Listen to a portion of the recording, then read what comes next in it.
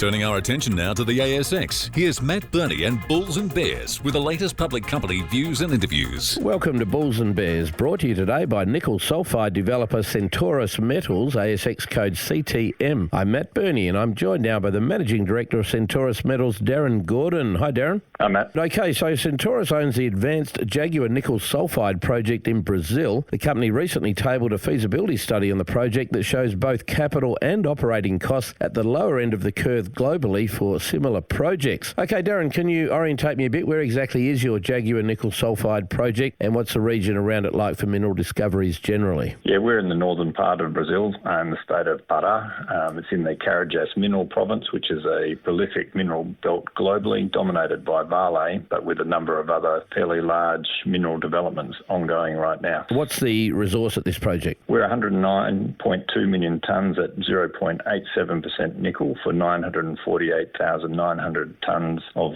contained nickel. And with the feasibility study just out, we had a JORC ore reserve of 63 million tonnes at 0.73% nickel for 459,200 tonnes of contained nickel metal. Okay, let's get into that feasibility study with some rapid fire questions and answers. Firstly, what will it cost to build this project? We're looking at $371 million US.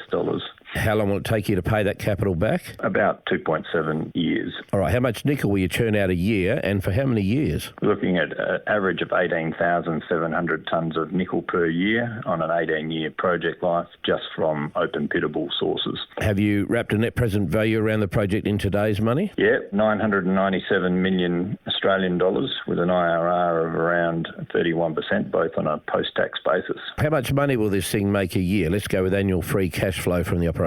Yeah, we're looking at about 118 million US dollars, which, depending on whatever exchange rate you use, is about 175 million Australian dollars per year. What's your predicted all-in sustaining cost to produce a pound of nickel in US dollars? $3.57 per pound, so very good operating cost in the lowest quartile on a global basis.